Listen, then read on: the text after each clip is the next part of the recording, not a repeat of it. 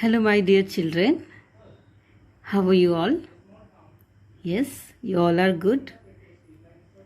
Yeah, we have completed chapter number 5. All the things, right? Now, today we are going to start chapter number 6, that is going to sleep. So, what is the chapter name? Chapter name is going to sleep. Okay, so we'll start with reading. Okay, first let us see the picture. What is that? Yes, one parrot, fish in water, bird, horse, and a lion. Right? Let us read the warm-up one. Fine. Then we'll go for the chapter. Different animals sleep in different ways. For example, horses sleep standing up. So here it's saying that different animals sleep in different way. Like horse sleep by standing. Okay, and fish sleep in their eyes open, and fish sleep and their eyes it would be opened. Parrot and storks sleep while standing on one leg. So parrot, see, it is stork. Okay, so it is stork and it is parrot. So both sleep by standing on one leg. How difficult, right? Standing on one leg, they have to sleep. But it is natural things for them. Nothing to be worried. Sleep while standing on one leg, and lions lie down and sleep throughout the day. And lion, it lie down throughout the day. Okay, all birds sleep as soon as evening falls. However, there is one bird that does not sleep at night. Which bird? Yes, it's owl. Do you know which bird it is? Yes, that I have already told you. That owl, they don't sleep at night. They sleep at daytime and wake up at night. Okay, so let us read the chapter. Mr. Wilberforce Fogg tries. Oh, sorry, dear. You repeat after me, okay? You put your finger on that line and repeat after me. Mr. Wilberforce Fogg tries his best to fall asleep one night, but he just cannot because of all the things that happen around him. Read on to find out if he is able to fall asleep in the end. One night, Mr. Fogg was not able to sleep. He tried very hard to make himself sleepy, but he just could not. Then he remembered something that he had read in a book once. It was about a man who could not sleep. The man in the book had managed to fall asleep by imagining that he saw a lot of sheep jumping over a fence, and by counting them as they jumped. I will try that, he said to himself. So he closed his eyes and imagined sheep jumping over a high fence and began to count. When he reached his 148th sheep, he started to doze off. Suddenly, Mrs. Fogg said, "Wilberforce, I think the yellow hen wants to lay eggs." Oh, don't trouble me with such things now. Do keep quiet and go to sleep, said Mr. Fogg, quite irritated. He went back to his ship again. He counted and counted and got up to 120 sheep. He was able to fall asleep when the baby began to cry. Be quiet, Mr. Fogg shouted. He asked Mrs. Fogg to tend to the baby and to put her to sleep.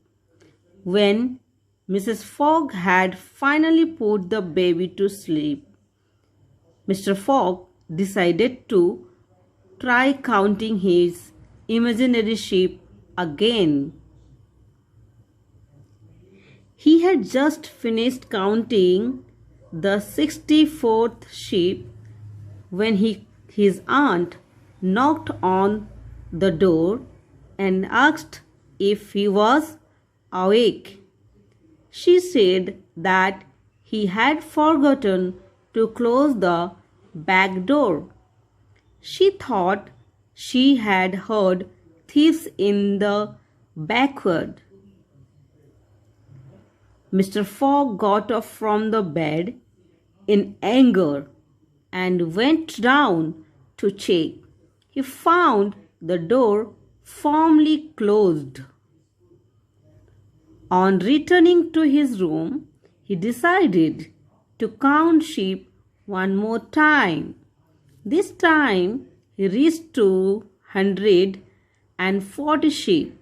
He was nearly asleep when the neighbor cats started fighting loudly.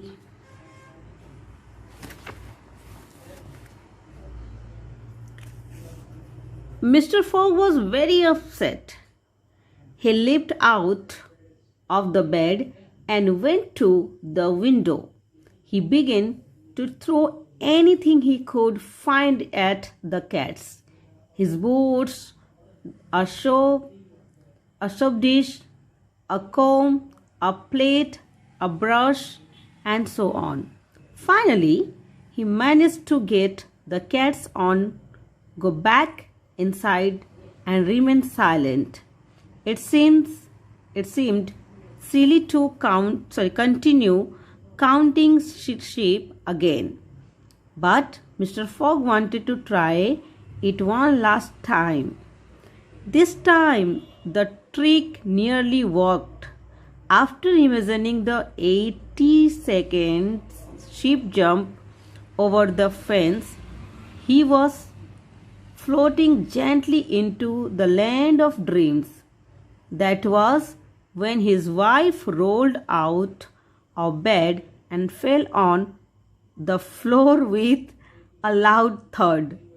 The baby woke up and started crying again. Soon, Mr. Fogg's aunts too came in and asked, "Did you feel the earthquake?" Mr. Fogg did not know what to do. He grabbed a pillow and went to the sofa in the sitting room and lay down there. Soon he fell asleep. When he woke up in the morning, he was quite sure that counting sheep could not help any more. It has been written by, it is an extract mean a part of Elbow Room by Charles Heber Clark. Let us read about the author. Charles Heber Clark. He born in 1841 and died in 1915. Was an American author. His best known work was Out of the Hurly-Burly, which was very successful during his time. So this is all about the chapter we read. Let us read the difficult words given in your book. See, I have not when I'll explain the chapter, I'll tell you the meaning of the difficult words that is given in your book, all the details. But what are the highlighted difficult words given for you, that we are going to read and remember, right? Had managed to means was able to do something. Imagining means something you imagine, think, okay, you create a picture in your mind, that is imagining. Doze off means to go to sleep. Doze off means ऐसे sir हिल जाना, you know, while you are sleeping, नींद आ जानी, that means. Irritated means annoyed or angry. Tend means to take care of. Okay, tend the baby, that means to take care of baby. Backward means a large open space at the back side of your house, that is your backyard. Firmly means tightly or in a proper way. Okay.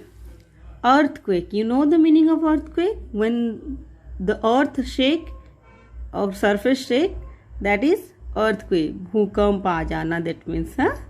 So this is all about the chapter we read and difficult words.